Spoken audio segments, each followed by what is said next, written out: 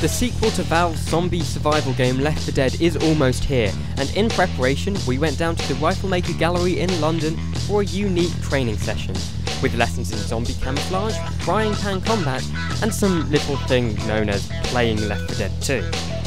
We also got the chance to talk to Chet Faliszek, one of the writers on the game, and he gave us the full story on the new title.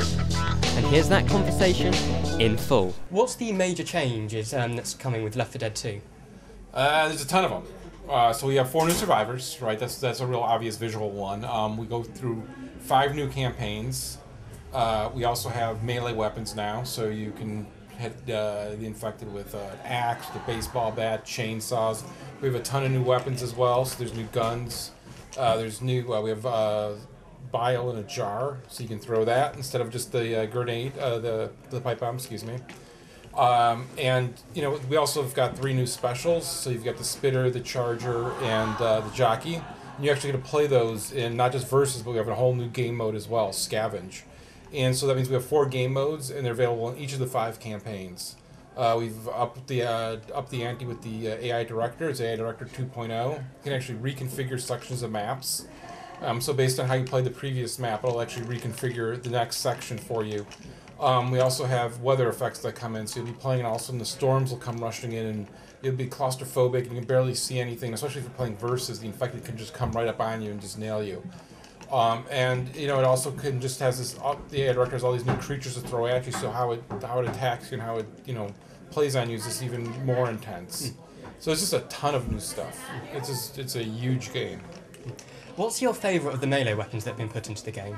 Well, my ringtone on my phone's the frying pan, so I'm going to have to go with that. Yeah, it's quite a good one. I've been enjoying using that one. Nothing like all the zombies coming and then just smacking around. Takes it really seriously. It's fun when there's a couple of guys doing it, because you hear a dong, dong, dong, dong, or spang. So, how did you... as important is the structure of the game? Has it changed in compared to the first one? Well, so the first one, each of the locations you were at, you were hitting it at the same time, essentially, for that city. So they would all be kind of dug in, fighting the zombie apocalypse for an extended period of time. Where in Left 4 Dead 2, we start in Savannah, which the infection hasn't hit yet. It's a city that's evacuating. And you go through the deep south, and as you're going through there, you see different ways people are dealing with the infection. So when you get to the swamp, they've got in Swamp Fever, they've got a village where they're saying, "Hey, CETA, stay out, military, stay out. We're gonna hold off on our own." Obviously, doesn't work so well for them, but you know they try. And then by the time you get to the parish in New Orleans, you see the military's taken over at that point. They've kicked out CETA, our kind of FEMA CDC government agency. And they're trying to battle it. And so you'll see this kind of progression. You'll see the characters talking about that progression as it goes on. And so when you end one campaign, you begin the next campaign in that vehicle you left, and you can kind of understand what happened. There may be some time in between that's passed, but you understand how you've gotten there and how you've continued on your journey towards New Orleans. How's the interaction between the characters in this game? Is there more? There's a ton more. So in Left 4 Dead 1, we shipped with 5,000 some lines, and now we have 7,000 some lines, just to give you one way, right? So it's like a third more, I guess. Is that right, math? Yeah, it's close enough. Programmers, not writers, have that one. But so there's a ton more of that. And also they're just a little bit different of a dynamic. The first one, they were all super friendly, kind of happy, fun family. Bill would occasionally get grumpy, but, they're a lot closer. Where this is more, these are 4 strangers. We meet them as they meet each other. So they're going to have that dynamic of learning each other's names, learning about the infection together, and occasionally getting a little pissy with each other, right? Like especially Nick, you hit him with a melee weapon, he's gonna let loose some profanity your way. Excellent, I'm going to try that when I get back into the game. So, doing a game like this seems like the perfect excuse to watch zombie movies for research. What are the sort of things that have been the biggest influences? So the cool thing is there's been a ton of great zombie movies. So I've always loved zombie movies. You go back and if you look at the original Dawn of the Dead, it's a little campy, right? A little cheesy. But now you look at like the new Dawn of the Dead's a great film, especially like that opening bit where you see the small neighborhood go to hell, right? 28 Days Later is great. 28 Weeks Later, all right. Zombie Dad, when it turns to Zombie Dad, that's gone off the rails. That's all right. Not to pick on them, but. I had such high hopes. But, you know, there's just a lot of cool stuff coming out. And then there's a weird zombie movies, too, like Fido, right, which is kind of a weird take. I don't know if you got to see that, where they make the zombies their pets and stuff. So there's a lot of cool stuff. You know, the Max Brooks books.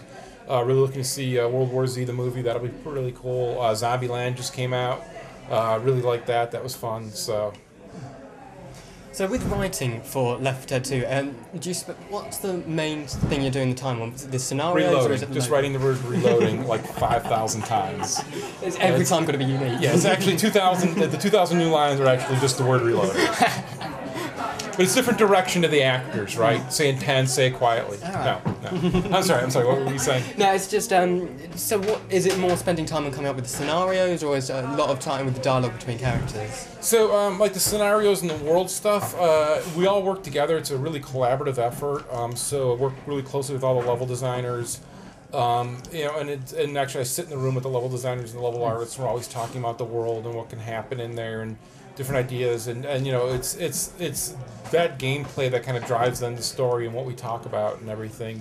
The writing kind of happens once that gets set and once, you know, we've all kind of worked that out, you know, and the level designers just come up with some great stuff on their own, right? And it's really just this back and forth, and then we come in and flesh out what that world is with the writing and with the characters. Is there an element of Left 4 Dead 2 that you're personally the most proud of from working on it? Really, just the way the world changes as you go across the South. It's just a really cool feel of if you play it just in one sitting, which is actually going to take you like, you know, quite a many hours, because the maps and the campaigns are just much bigger than Left 4 Dead 1. But you can really sense this feeling of the world changing as the characters are playing through it. And it ends up being this is a really cool thing. That and scavenge mode. Scavenge mode is just a hell of a lot of fun. Well, thank you very much for talking to us. Well, thanks. If you want to know more about Left 4 Dead 2, what we think of the game and the quite frankly ridiculous training session, you can watch a highlights video of the day now at BritishGaming.co.uk.